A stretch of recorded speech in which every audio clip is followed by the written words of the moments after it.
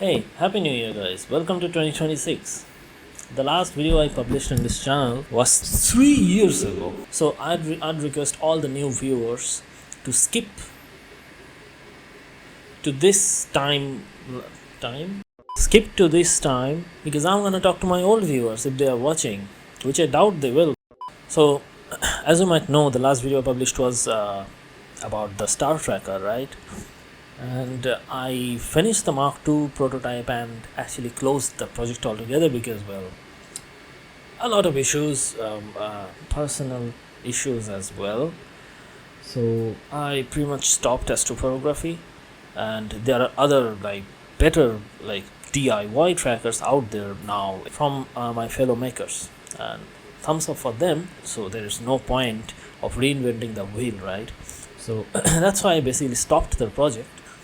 And you might think I was not working in any projects, and that will be wrong. I have a full-time job now, so I just work on my projects. And as you know, shooting anything will make it long. Shooting anything is time consuming, so I just didn't bother shooting and publishing to YouTube because those are small projects anyway. So a quick update for you guys. So I have a 3D printer now. So as you can remember, I literally, in every old video of mine, I used to talk about 3D printers, but I could not afford them back in the day. Now I have a 3D printer, and I modified it to hell. Okay. I modified it to some incredible levels, and it can now print anything, except the ABS parts, because I need a makeshift enclosure for that. But it can print pretty much anything, and it's pretty fast and very good quality as well. So I told you I have a 3D printer now. In fact, I have two. You see, one is down there, and I got that in non-working condition so that I can make my own fully custom DIY 3D printer, which would be a bamboo lab killer or something. Not sure when that is gonna happen. Probably after this project. We will see how it goes. Currently I'm printing the multi-board mounting system for this wall. You see, I have a really large space where I can hang my components, because my room is a mess at the moment. See, I printed a little bit of the multi-board mounting system, and it's absolutely awesome. See?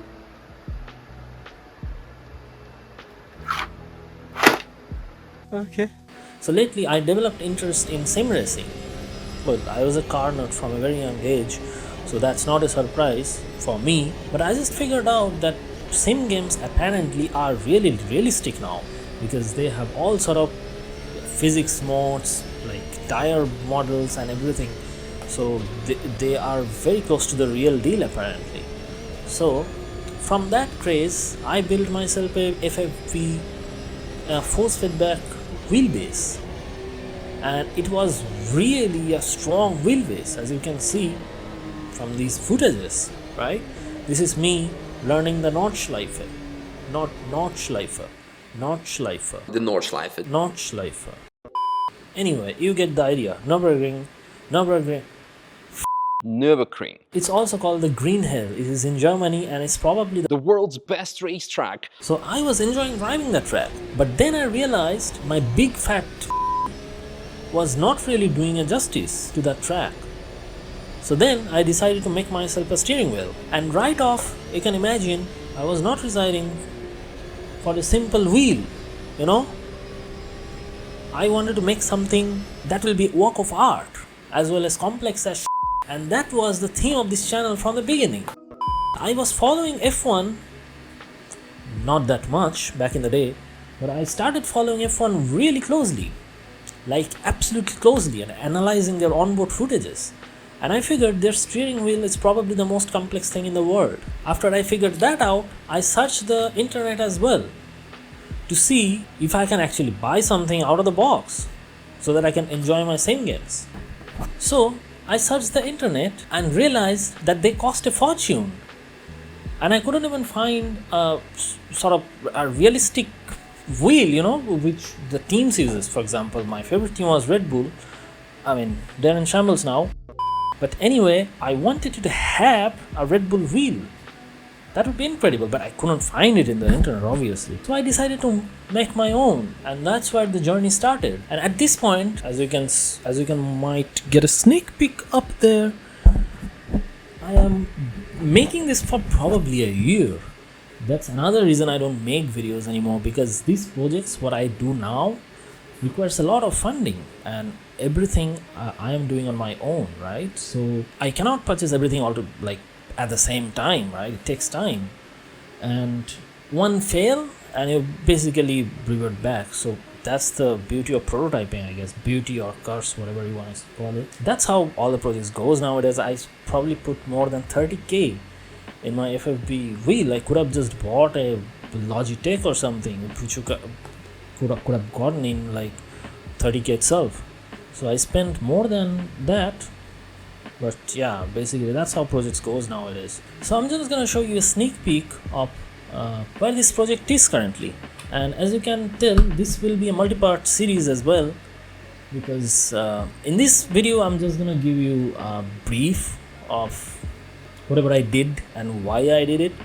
Next video we're gonna talk extensively about the construction, the mechanical construction, and then in the next video probably we'll do the electronics part, because this project have everything. I am even have to write my own firmware to have everything, because these things are probably the most complex things. I have some plans that I can make these complex as well, and they will work exactly how they work in a real Formula 1 car. A few things I'm going to tell you before I actually deep down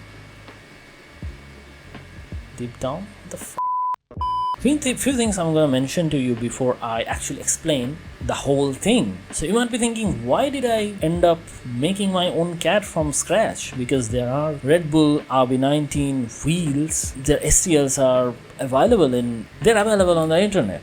But still, I choose to design my own CAD from scratch. Why? Because those models I didn't really like them, because they don't resemble the actual thing.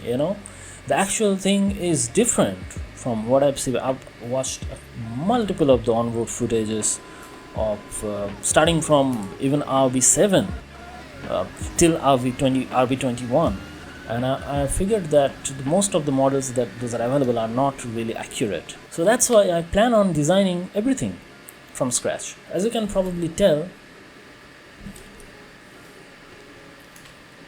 this will have all the buttons as well as the display as the real deal.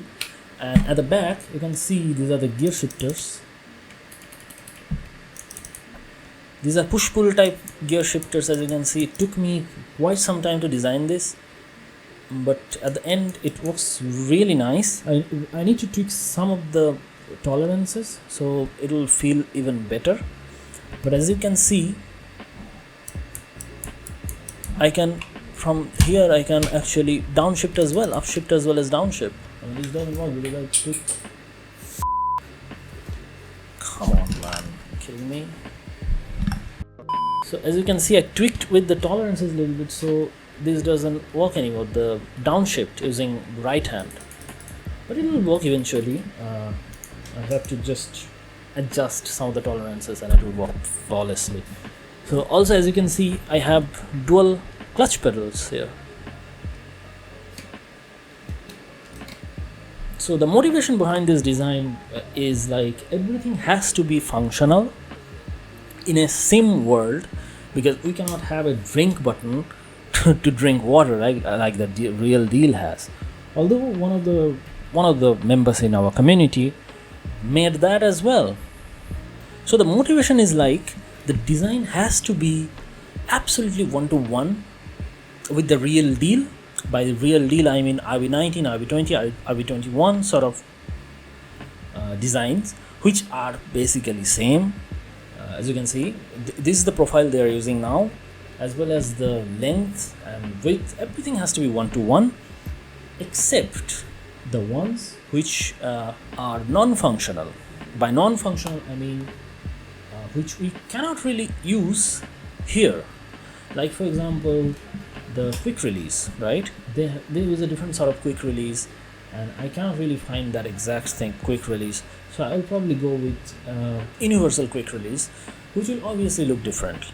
And also this whole section, right? They have the whole thing molded, but I can't really do that because I have to have 6 pedals inside of this, as well as the whole thing has to bolt down from the top front plate to the behind.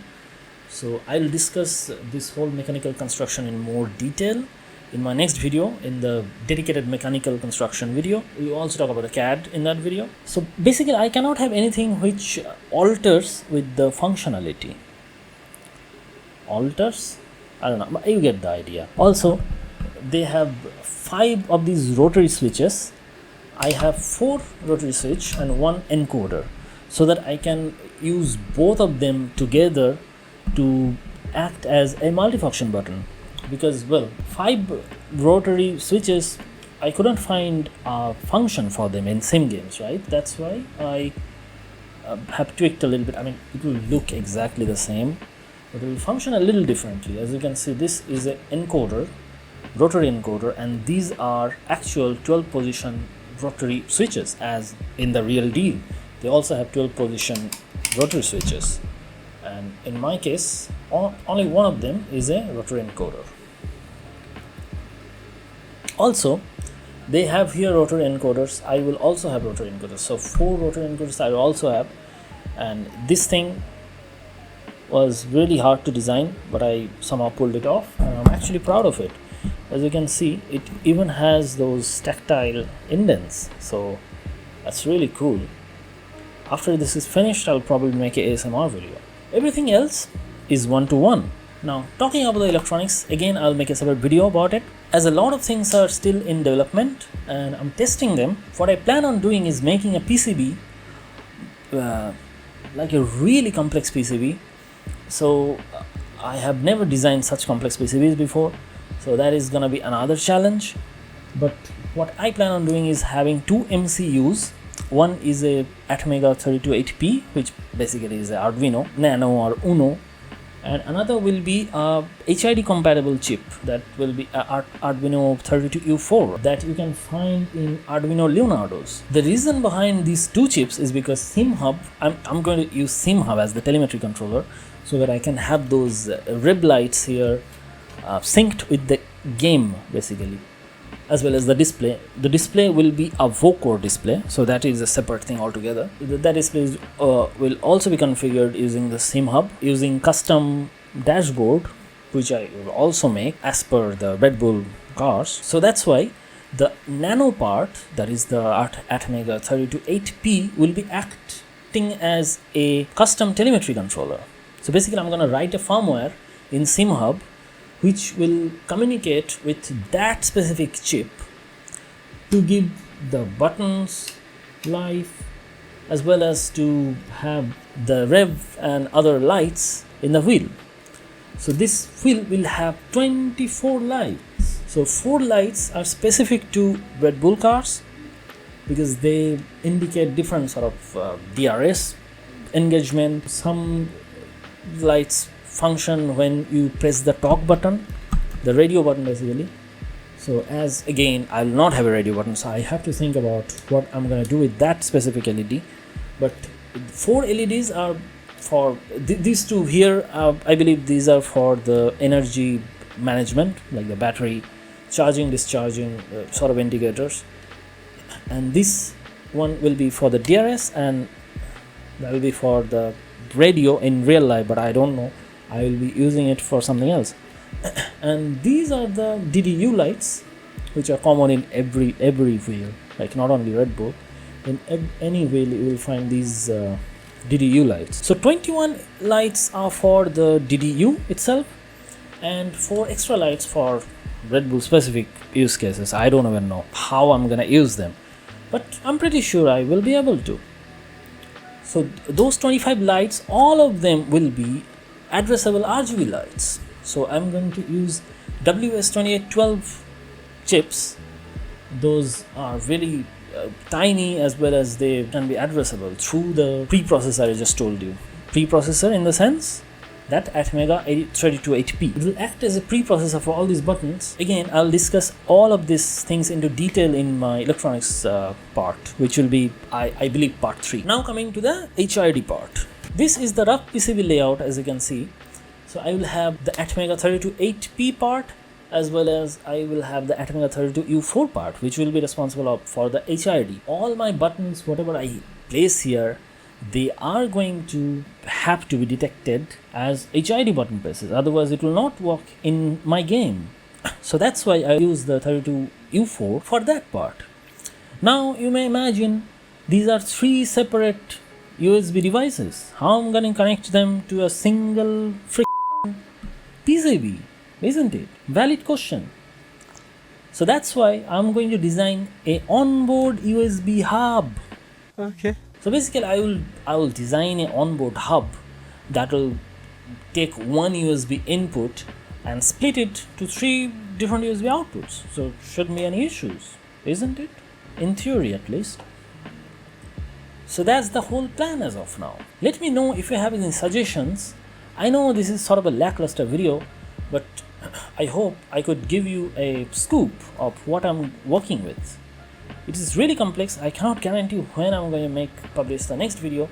Hopefully in a week or 2 I will talk about it, because I'm basically, so as you can see, I'm nearly finished with the CAD model right here. So I will talk about it in my next video, probably next week.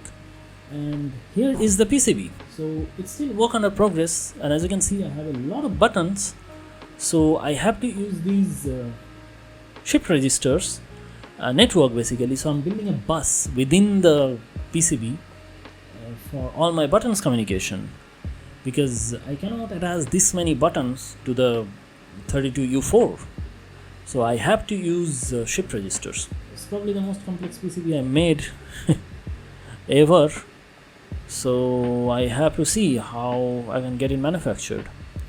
But anyway, I'm getting ahead of myself. So that's it for today's video, and I hope you enjoyed it. If you did, give a thumbs up, thumbs down for the opposite, and if you have any suggestions, leave it down in the comments down below. That's it for this video. Peace out. And with 3D printing, there opens endless opportunities, endless possibilities, and with 3D printing there opens endless opportunities or endless possibilities. I mean, this is orange because this is a prototype. Yeah, I'm not into some orange fetish or something. Just saying. That's the theme of this channel from a decade. Is my channel a decade old? I don't know yet. Set a timer of 1 minute. Apparently I can only record 10 minutes at a time. I don't know why. It really bothers me, but can't really do much about it.